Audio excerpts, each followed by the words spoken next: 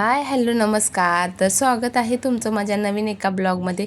तर आज आपण तुमच्या बाबतीत असं झालं आहे का नक्की सांगा, तर ते पुढं सांगते.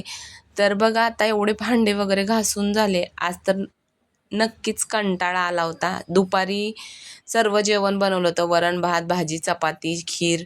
परंतु संध्याकाळी म्हटलं तर जेवणाचा कंटाळा येतो, तुम्हाला पण येत असेल. तर मग तेव्हा विचार करतो की काय बनवू काय. मग त्यावेळी विचार केला, बाहेर मस्त पाऊस पडत होता आणि थोडाफार जेवण शिल्लक होतं. मग अशा वेळी काय करू, तर मस्त अशा भाकरी बनवायला घेतल्या. आणि या भाकरींची रेसिपी आपल्या यूट्यूब चॅनलवरती मी अपलोड केलेली आहे, ती नक्की जाऊन चेक करा. तर खूप छान, म्हणजे ज्यांना भाकरी येत नाहीत त्यांच्यासाठी ही भाकरी मी कशा बनवायच्या त्या खूप छान पद्धतीने सांगितलेल्या आहेत. तर बघा अशी छान भाकरी बनवायला घेतल्या आणि 3च भाकरी बनवल्या, कारण की आता थोडंसं लाईटच खाण्यात येतं. परंतु माणसाला एखादी गोष्ट चविष्ट लागली ती जास्तच जाते. त्यानंतर बेसन बनवायला घेतलं. तर बघा आपली हिरवी मिरची आणि लसूण कुटून घेतला, कांदा टोमॅटो कोथिंबीर आणि थोडंसं आपलं भरड शेंगदाण्याचा कुटा असतो ना तो करून घ्यायचा. खूप छान कच्च्या शेंगदाण्याचा बनवा, नाही भाजलेल्या शेंगदाण्याचा बनवा, त्यात काही हे नाही.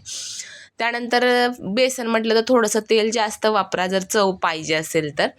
त्यानंतर मोहरी टाकली, जिरे टाकले, तर छान मोहरी तडतडू द्यायची. त्यानंतर आपल्याला कांदा टाकून घ्यायचा आहे. कांदाही छान भाजू द्यायचा. आणि जेव्हा आपण बेसन बनवतो ना, बेसनाला जेव्हा तडका चांगला बसतो तेव्हा त्या बेसनाला चव येते. त्यानंतर कांदा टाकून घेतला, त्यानंतर लसूण आणि हिरवी मिरचीची पेस्ट बनवली होती खलबत्त्यामध्ये, तर ती टाकून घेतली. थोडासा भाजल्यासारखा वाटला, त्यानंतर टोमॅटो टाकून घ्यायचा आहे. तर हाताने टाकते, तर कारण की ताटामध्ये आणि व्हिडिओ करायला कोण नसतं, मी स्वतःच बनवते. तर एका हातामध्ये कॅमेरा असल्यामुळे हाताने टाकलं ते. त्यानंतर थोडंसं आपलं टोमॅटो मॅश होण्यासाठी किंवा मऊसर होण्यासाठी आपल्याला थोडंसं मीठ टाकून घ्यायचं आहे. तर तुम्ही अंदाजे थोडंसं मीठ टाका, जेणेकरून टोमॅटो जर आपला शिजला जाईल. त्यानंतर हळद टाकायची आणि छान असं मिक्स करून घ्यायचं. आणि बघा हे सर्व करताना एकदम स्लो गॅस ठेवायचा नाही, थोडीशी फ्लेम जी आहे ना ती मोठीच ठेवायची, जेणेकरून आपल्या जो मसाला भाजला जातो आणि जेव्हा आपण पाणी ओततो ना तेव्हा खूप छान वास सुटतो आणि फोडणीही छान बसते. तर बघा मी फुलच गॅस ठेवलेला आहे. तर छान असा हा मसाला कांदा टोमॅटोचा भाजून घ्यायचा. बघा आता मी पाणी ओतल्यावरती छान तडका बसला. हे तडका बसला म्हणजे आपला बेसनाला चव येणारच. नाहीतर तुम्ही स्लो गॅसवर ठेवाल ना तर अजिबात चव येणार नाही. त्यानंतर आपल्याला मीठ टाकायचं आहे चवीनुसार. चवीनुसार मीठ टाकून घेतल्याच्या नंतर बघा आता थोडीशी उकळी आली, तर कोण कोण पाण्यामध्ये मिक्स करून बेसन टाकतं, तर आमच्या इथे हाटून करतात, तर मी हे हाटूनच करते. तर त्यासाठी बेसन पीठ एका हाताने टाकलं आहे आणि एका हाताने हाटते बघा. तर असं छान बेसन होतं आणि खूप चवीला छान, म्हणजे चव ती म्हणतात ना, गरम गरम बेसन खाण्याची चवच वेगळी असते. आणि कुठे जाऊन खाण्यापेक्षा असं वाटत होतं आज की म्हणजे बाहेरून कुठून तरी जेवण आणावं, परंतु बाहेरच्या जेवणाची चव आपल्याला आवडत नाही. कधीतरी ठीक आहे, परंतु काय माहिती या पावसाळ्यामध्ये तर अजिबात खायची इच्छा होत नाही बाहेरचं जेवण.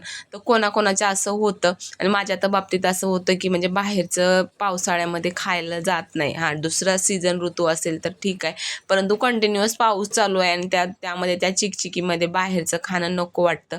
त्यानंतर बघा कोथिंबीर छान अशी हाटून घेतलं आणि जरासं पातळसर ठेवलं आहे. त्यानंतर जी भरड शेंगदाण्याचा कुट्टा टाकला होता ना, याच्यामुळे आपल्या बेसनाला खूप छान चव येते. तर बघा तुम्ही नक्की एकदा तरी ट्राय करा आणि नक्कीच कमेंट करा की तुम्ही हे ट्राय केलं आहे की नाही. तर बघा असं छान 5 मिनिट शिजवून घ्यायचं आणि थोडंसं पातळ ठेवण्याचं कारण हे की हे नंतर घट्टसर होतं. बघा अशी छान उकळी येऊ द्यायची. बघा एवढं तोंडाला पाणी सुटण्यासारखं बेसन झालं आहे आणि मस्त अशी कडक कडक भाकरी, गरम गरम भाकरी आणि बेसन म्हटलं तर आहा, तोंडातला चवच बदलून जाते. आणि अर्धीच्या तिथे माणूस एक भाकरी खातो. तर चला आता जेवायला घेते. मस्त असं तव्यावरच एक भाकरी टाकून ठेवलेली आहे, जी की कुडकुडीत झाली आहे. आणि अशी कडकडीत भाकरी कोणाला आवडते, तर मला तर खूप आवडते आणि सगळ्यांनाच आमच्या इथे आवडतात अशा कडकडीत भाकरी. नरम भाकरी आवडत नाहीत. तर बघा आता जेवायला घेते. मस्त असं बेसन गरम गरम आहे आणि ताटामध्ये वाढलं मस्त कांदा आणि लिंबू. आणि तर तुम्ही पण या जेवायला. आणि व्हिडिओ आवडला तर नक्की लाईक करा, शेअर करा आणि सबस्क्राईब करा. धन्यवाद.